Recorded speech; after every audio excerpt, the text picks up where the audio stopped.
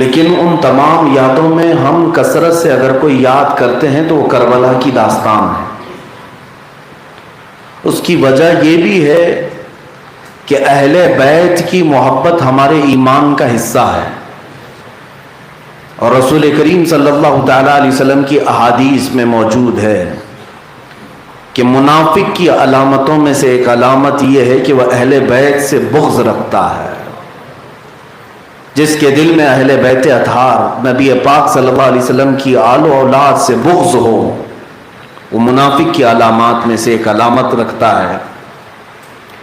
اسی لیے امام زمن برادر اعلیٰ حضرت فاضل بریلوی فرماتے ہیں کہ باغ جنت کے ہیں بہر مدح خان اہل بیت، تم کو مژدہ نار کا اے دشمنان اہل بیت۔ کس زبان سے ہو بیاں شان اہل بیت، مدح گوئے مصطفیٰ ہے مدح خان اہل بیت۔ فرماتے ہیں بے اجازت ان کے گھر میں جبرائیل آتے نہیں، بے اجازت ان کے گھر میں جبرائیل آتے نہیں، قدر والے جانتے ہیں قدر و شان اہل بیت۔ اور آج کا منظر یہ ہے، فاطمہ کے لاڈلے کا آخری دیدار ہے، فاطمہ کے لاڈلے کا آخری دیدار ہے، حشر کا ہنگامہ برپا ہے درمیان اہل بیت۔ اہل بیت پاک سے گستاخیاں بے باکیاں، لعنت اللہ علیکم دشمنان اہل بیت۔ اخیر میں یوں کہتے ہیں بے ادب گستاخ فرقے کو سنا دو اے حسن، بے ادب گستاخ فرقے کو سنا دو اے حسن، یوں کہا کرتے ہیں سنی داستان اہل بیت۔ میرے عزیزو، یہ اللہ عز و جل کا بے پایاں کرم و احسان ہے کہ ہمیں اللہ تعالیٰ نے اہل سنت و جماعت میں رکھا۔ ہم افراط و تفرید کے درمیان ہیں۔ رسول کریم صلی اللہ تعالیٰ علیہ وسلم نے اپنے صحابہ کو جس راستے پر چھوڑا تھا وہ جماعت آج اہل سنت و جماعت کہلاتی جاتی ہے۔ اسی لیے اعلیٰ حضرت نے فرمایا اہل سنت کا ہے بیڑا پار، اصحاب حضور نجم ہے اور ناؤ ہے عطرت رسول اللہ کی۔ حضور پاک صلی اللہ علیہ وسلم نے اپنے صحابہ کو کہا یہ صحابہ میرے ستاروں کی مانند ہیں، تم جس کی پیروی کرو گے ہدایت پاؤ گے۔ نجم عربی میں ستارے کو کہتے ہیں۔ اور اپنے اہل بیت کے لیے فرمایا الا ان مثل اہل بیتی کمثل سفینۃ نوح من رکبها نجا ومن تخلف عنها ہلک۔ اللہ کے حبیب صلی اللہ علیہ وسلم فرماتے ہیں میرے اہل بیت نوح علیہ السلام کے طوفان میں چلنے والی کشتی کی طرح ہیں، جو اس کشتی پہ سوار ہوا وہ نجات پا گیا، اور جو اس کشتی میں نہیں بیٹھا وہ ہلاک ہو گیا۔ تو اب ہمیں ستاروں کی بھی ضرورت ہے اور اس سیلاب میں ناؤ کی بھی ضرورت ہے، اور جو ان دونوں کے ساتھ چلتا ہے اس کو اہل سنت و جماعت کہا جاتا ہے۔ ہم صحابہ کے گستاخ نہیں ہیں، کسی بھی صحابی کی شان میں گالیاں، بے ادبیاں، گستاخیاں ہرگز نہیں کر سکتے۔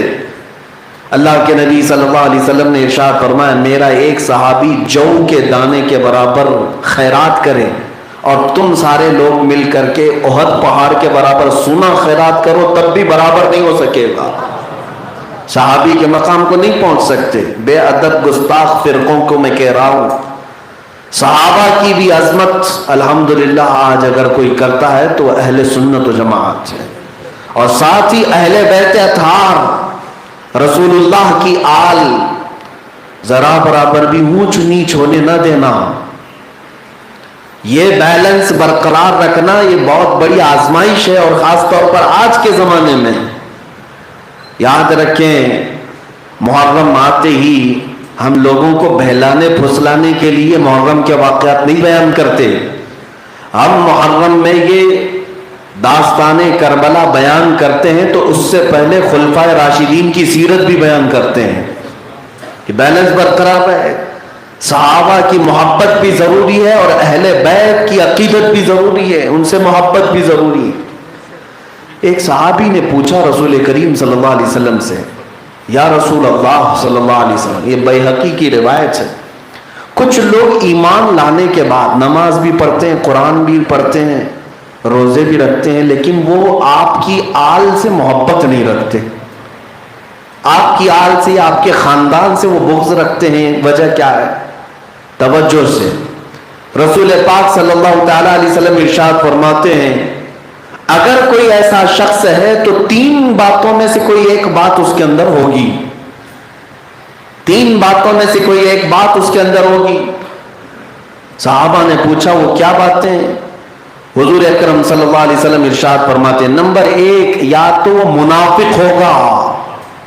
جو رسول پاک کی آل سے بغض رکھتا ہے، نمبر 1،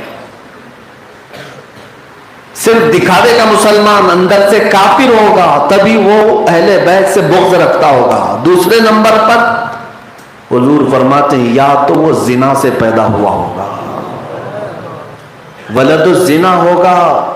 تب وہ اہل بیت کا بغض اپنے دل میں پالتا ہے، اور اگر یہ دونوں چیزیں نہیں ہیں تو تیسری چیز یہ ہے کہ ولد الحیض ہوگا، جس کا مطلب یہ ہے کہ اس کی ماں ایام حیض میں تھی جب اس کا نطفہ حمل میں قرار پایا ہوگا حرام طریقے سے۔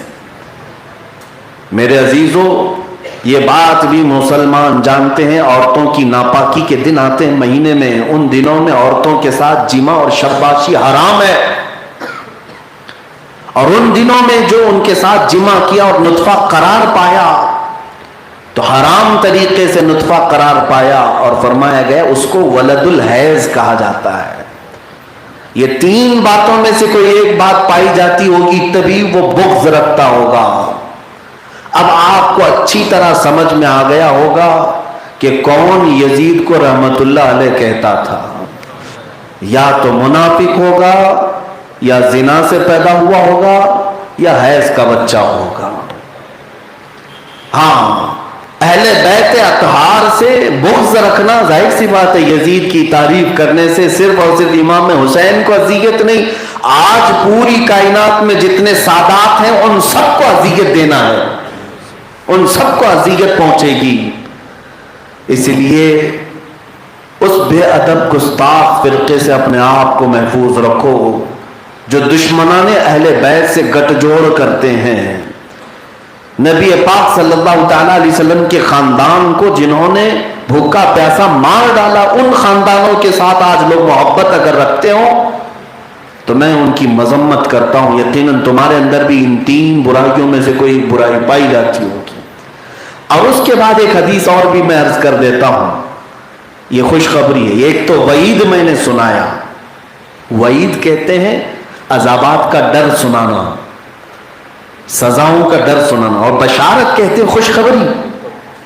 ایک وعید سنایا ہوں اہل بیت سے بغض رکھنے والوں کے لیے، تو ایک بشارت بھی سنا دوں اہل بیت سے محبت رکھنے والوں کی۔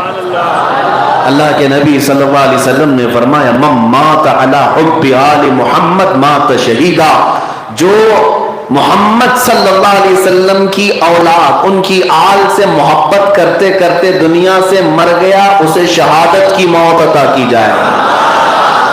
اللہ ہمیں وہ شہادت کی موت عطا فرمائے۔ الحمدللہ ہم آج اس بات پر فخر کرتے ہیں ہم حسینی ہیں، ہاں نسب سے اگرچہ نہ ہوں لیکن ہم محبت کے حسینی ہیں، اور الحمدللہ جس سلسلے سے بیعت ہوتے ہیں وہ سلسلہ بھی حسینی ہے۔ آج جتنے سلسلے ہیں اکثر سلسلے مولا کائنات علی مرتضیٰ رضی اللہ تعالیٰ عنہ تک جو پہنچتے ہیں وہ امام حسین سے ہو کر پہنچتے ہیں، اور خاص طور پر قادری سلسلہ جس کو سلسلۃ الذہب کہا جاتا ہے، یہ پورے کے پورے اہل بیت سے ہو کر کے آیا ہے، اہل بیت سے ہو کر کے آیا ہے۔ اگر آپ سرکار پیر پیراں میر میراں سیدنا عبد القادر جیلانی رضی اللہ تعالیٰ عنہ کی نسبت سے قادری کہلاتے ہیں تو ذرا اوپر کا شجرہ پڑھ کر کے دیکھ لینا، آپ کو پتہ چلے گا کیسے اہل بیت امام علی رضا، امام علی رضا کے بعد امام موسیٰ کاظم، امام موسیٰ کاظم کے اوپر امام جعفر صادق، امام جعفر صادق کے اوپر امام باقر، امام باقر کے اوپر امام زین العابدین، امام زین العابدین کے اوپر شہید کربلا امام حسین، ان پر سیدنا حیدر کرار علی مرتضی، ان پر محمد رسول اللہ۔ یہ سلسلۃ الذہب ہے۔ الحمدللہ ہم اس بات پر فخر رکھتے ہیں کہ اللہ تعالیٰ نے ہمارے ہاتھوں میں حسینی سلسلہ عطا فرمایا، تو پھر یہ ہم پر فرض بنتا ہی ہے کہ جب محرم آئے تو ہم اپنے اس